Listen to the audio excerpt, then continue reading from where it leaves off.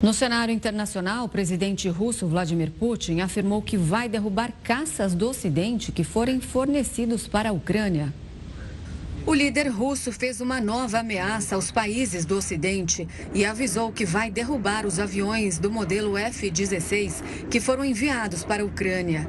O aviso de Putin foi dado para os pilotos da Força Aérea do país. Se eles entregarem caças e estiverem treinando pilotos e eles estão falando sobre isso, não vai mudar a situação no campo de batalha. Destruiremos os aviões de guerra da mesma forma que destruímos os tanques, veículos blindados e outros equipamentos, incluindo vários lançadores de foguetes. Os comentários de Putin vieram um dia depois da Ucrânia afirmar que essas aeronaves chegariam ao país. A previsão é que elas estejam disponíveis nos próximos meses. Putin ainda alertou que existe a possibilidade de que os caças transportem armas nucleares. Se os caças forem utilizados a partir de bases aéreas de outros países, eles vão virar um alvo legítimo para nós, onde quer que estejam. Os F-16 são capazes de transportar armas nucleares e também precisaremos levar isso em conta ao organizarmos as nossas operações de combate. Países como Bélgica, Dinamarca, Holanda e Noruega, que fazem parte da OTAN, se comprometeram a enviar os caças para a Ucrânia.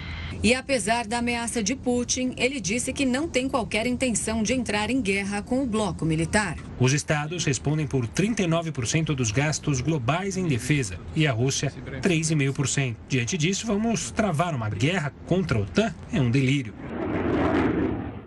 O Comitê de Investigação Russo afirma que tem provas do envolvimento ucraniano nos ataques terroristas contra Moscou na semana passada.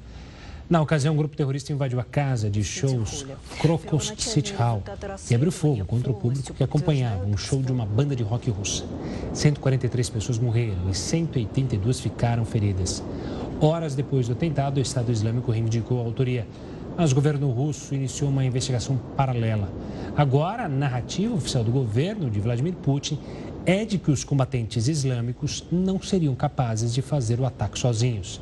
Nacionalistas ucranianos são acusados de darem suporte ao atentado. O porta-voz de Segurança Nacional da Casa Branca, John Kirby, disse que o Estado Islâmico foi o único responsável pelo ataque e que o suposto financiamento de nacionalistas ucranianos é bobagem e propaganda. E para explicar melhor sobre esse assunto, a gente recebe o professor de Relações Internacionais da FMU, Manuel Furriela. Boa noite, professor. Seja muito bem-vindo mais uma vez. Boa noite. Bom, professor, primeiro em relação aos caça F-16, por que a preocupação da Rússia em relação a essas aeronaves? Qual o poderio delas? E se faz sentido o argumento de Putin de que elas poderiam transportar armas nucleares? Bom, primeiramente são equipamentos de primeira linha. O Brasil, inclusive, quando estava orçando internacionalmente a aquisição de equipamentos, de aeronaves para reposição daquelas que temos no Brasil e também para atualização dos antigos Mirage, chegou a pensar nessa modalidade de aeronaves. A gente acabou optando pelos caças suecos por uma questão de transferência de tecnologia e até mesmo porque os caças suecos eles vêm com mais equipamentos. A versão que ia ser vendida desse tipo de caça americano ao Brasil seria uma versão com menos equipamentos. Então, é, por conceito, uma das melhores aeronaves do mundo. Então, obviamente, que a Ucrânia, tendo à disposição esse tipo de equipamento, ela adquire uma força adicional para enfrentar a Rússia. Tanto é verdade que a Ucrânia tem pedido esse tipo de aeronave quase desde o início da guerra.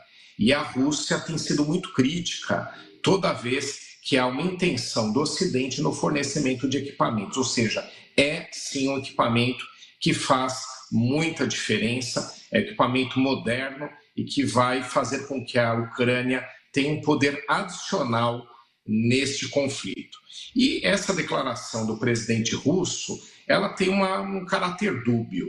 Ao dizer que tem, ou que poderiam esses jatos, essas aeronaves carregar armas nucleares, o que ele quer dizer é que a Rússia tem um poderio nuclear e isso justificaria. Por óbvio, o Ocidente não vai fornecer armas nucleares junto com os caças, não faz sentido, e isso, inclusive, descumpriria acordos internacionais de restrição de armas nucleares. Mas o ponto não é esse. O ponto é que Putin aproveita também essa oportunidade para fazer alertas ao Ocidente de que o poderio nuclear russo está sempre à disposição para ser utilizado quando a Rússia se sente ameaçada ou quando se oferecem armamentos mais agressivos ou de maior poderio à Ucrânia. Professor, e essa declaração aí do governo russo sobre a possibilidade de nacionalistas ucranianos estarem por trás do ataque a essa casa de shows? É mais uma oportunidade que Putin vê para justamente criar um factoide e aumentar os possíveis ataques à Ucrânia? Tem algum sentido que isso possa de fato ocorrer, ou seja, a participação de nacionalistas ucranianos, ou está mais para um factoide criado ali pelo governo de Vladimir Putin? Bom, provavelmente é um factoide. O que o Putin faz também é sempre mostrar à população russa que a guerra da Ucrânia faz sentido, que os ataques à Ucrânia fazem sentido.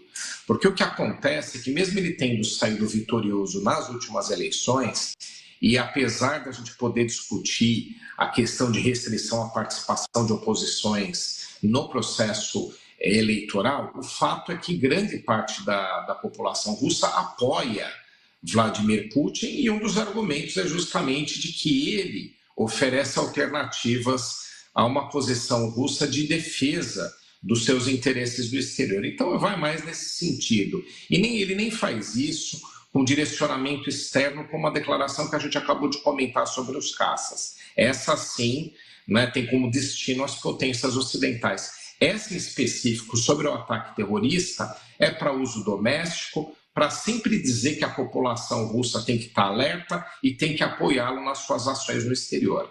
Agora, por que é factoide? Porque é improvável qualquer participação. Primeiro porque a autoria dos ataques terroristas já existe.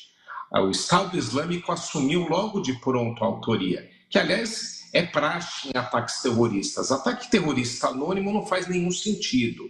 Porque se aquele que teve a intenção de organizar o ataque terrorista quer mostrar um poder ofensivo e quer propagar sua tese, então, por óbvio, que ele vai assumir. Então, o Estado Islâmico assumiu, e assumiu por quê? Porque o Estado Islâmico vê a Rússia e outros países como inimigos num conflito longe dali, que é o caso do conflito na Síria. Porque o Estado Islâmico é combatido pelo governo da Síria, né, pelo Assad, com apoio da Rússia. Então, o ataque terrorista faz sentido por conta daquele episódio lá na Síria. Agora, a gente achar, né, que a Ucrânia entraria junto com um grupo do Estado Islâmico para organizar o ataque terrorista não faz nenhum sentido de geopolítica internacional, de uma eventual aliança. Não tem sentido nenhum. Então, você tem a autoria identificada e você tem uma aliança improvável, que também teria sido contada caso esse caso existisse, porque ficar anônima não faz nenhum sentido. Nós conversamos com o professor de Relações Internacionais da FMU, Manuel Furriela. É sempre um prazer conversar com você. Uma boa noite. Até a próxima. Boa noite e feliz Páscoa a todos. Feliz Páscoa, professor.